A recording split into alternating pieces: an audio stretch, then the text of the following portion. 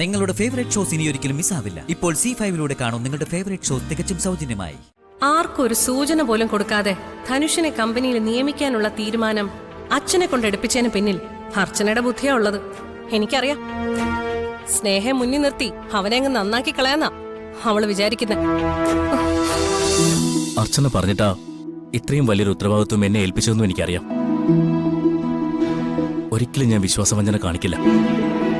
വാക്കിലൂടെ അല്ല, പ്രവൃത്തിയിലൂടെയാ ധനുഷത്ത് തെളിയിക്കേണ്ടത്. നന്ദേട്ടന്റെയും സന്ദീപിന്റെയും സമ്മതമില്ലാതെയാ ഇപ്പൊ അച്ഛൻ ധനുഷിനെ അവിടെ നിയമിക്കുന്നത്. അതിന്റെ ചില പ്രശ്നങ്ങൾ അവിടെ ഉണ്ടാവും. അതെല്ലാം നേരിടണം. ഇവിടുന്ന് അങ്ങോട്ട് ധനുഷ് എടുക്കുന്ന ഓരോ തീരുമാനവും അവർക്കും കൂടി അംഗീകരിക്കാൻ പറ്റുന്നതാവണം. ധനുഷിന്റെ പെരുമാറ്റം കൊണ്ടാവണം അവരുടെ പിണക്കവും പരിഭവവും എല്ലാം മാറ്റാൻ. ഞാൻ കാരണം അവർക്ക് ഒരു ബുദ്ധിമുട്ടും ഉണ്ടാവില്ല. എന്ത് തീരുമാനമെടുക്കുമ്പോഴും അവരോട് ആലോചിച്ചിട്ട് മാത്രമേ ഞാൻ ചെയ്യുള്ളൂ. പിന്നെ അതിനേക്കാളൊക്കെ വലുതായിട്ട് ഇതിനെല്ലാം കാരണക്കാരിയായത് അർച്ചനയാണ്.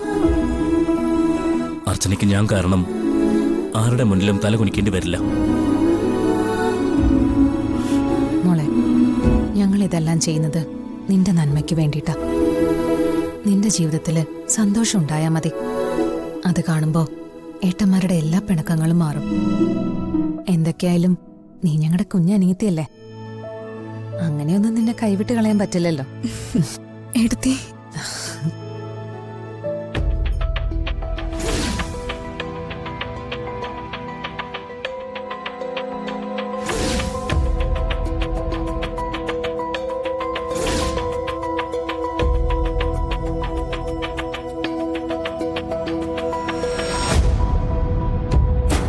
ഇനി ഞാൻ എല്ലാവരോടും കാര്യം പറയാം.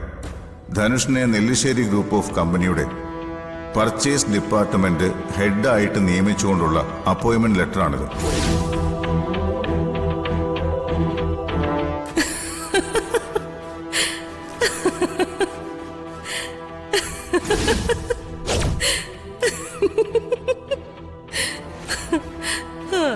നീ ഇവിടെ കിടന്ന് രോഷം കൊണ്ടിട്ടേ ഒരു കാര്യവുമില്ല.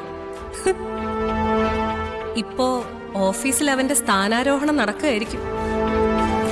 നെല്ലിശ്ശേരിയിലെ അടുത്ത യുവരാജാവിന്റെ സ്ഥാനാരോഹണം. എല്ലാത്തിനും പിന്നിൽ അർച്ചനയാ.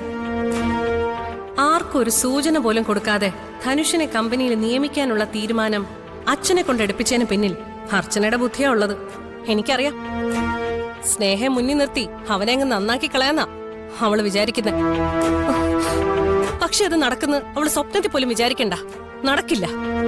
ചെളിയിൽ നിന്ന് കയറി വന്നവനാ. ഏത് പട്ടുമെത്തേല് കിടത്തിയാലും ആ ചെളിയുടെ ഗന്ധം അവന്റെ ഉള്ളിൽ തന്നെ ഉണ്ടാവും.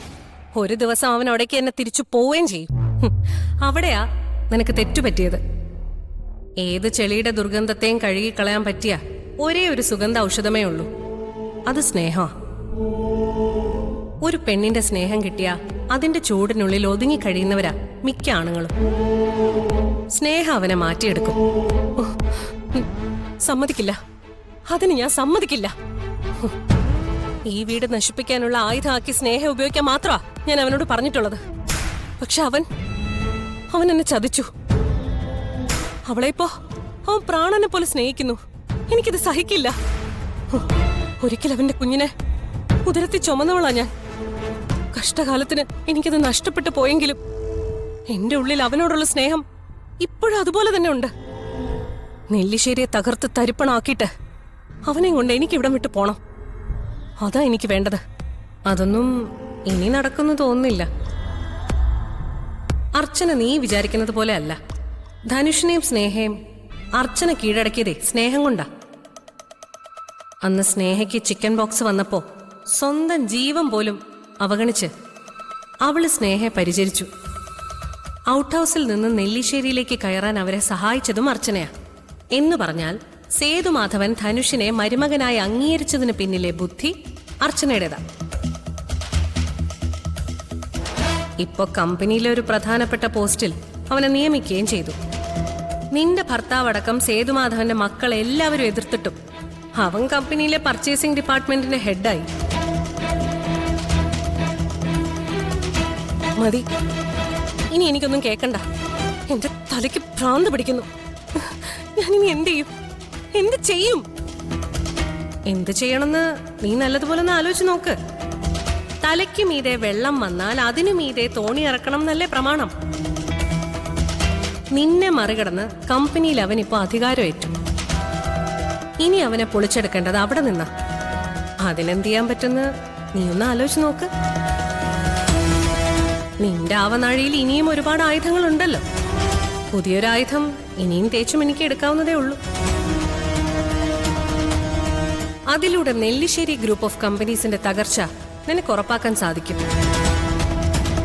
നീ ഒന്നുകൂടെ മനസ്സിരുത്തി ഒന്ന് ആലോചിച്ച് നോക്ക്. അതിന് പറ്റിയൊരു ആയുധം ഇപ്പോഴും നീ ഒളിപ്പിച്ചു വെച്ചിട്ടുണ്ടല്ലോ. അതിനെ അങ്ങ് പുറത്തിറക്കി വിട്.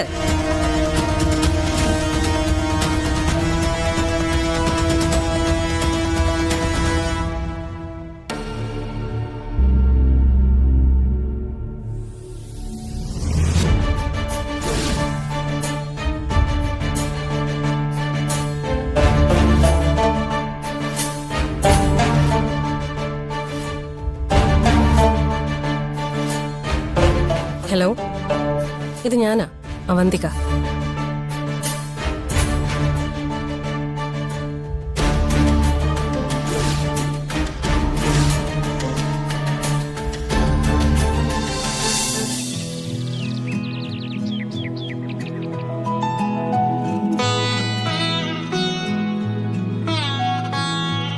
Welcome sir. Thank you. കുറെ നാൾ കൂടിയല്ലേ സാർ ഓഫീസിലേക്ക് വരുന്നത്, അതും പ്രൊമോഷനോട് കൂടെ. ഇതാണ് സാറിന്റെ ഡിപ്പാർട്ട്മെന്റിലെ superintendent Renuka. Hello. Hello. Renuka, purchase ഡിപ്പാർട്ട്മെന്റിന്റെ എല്ലാ ചുമതലകളും ഇനി മുതൽ ധനുഷിനായിരിക്കും.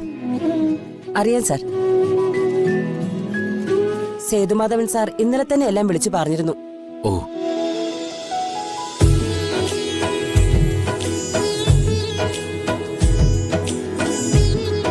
എന്താ ആലോചിക്കുന്നേ?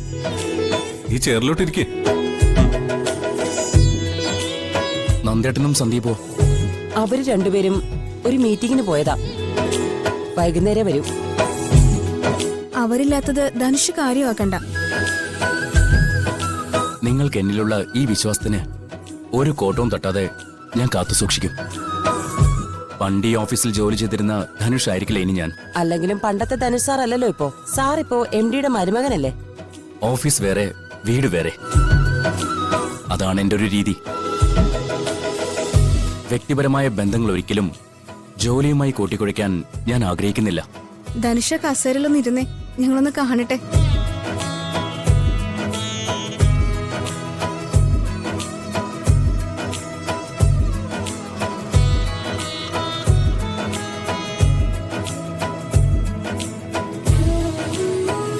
ഇന്നു മുതൽ രേണുകയായിരിക്കും ധനുഷിന്റെ അസിസ്റ്റന്റ്.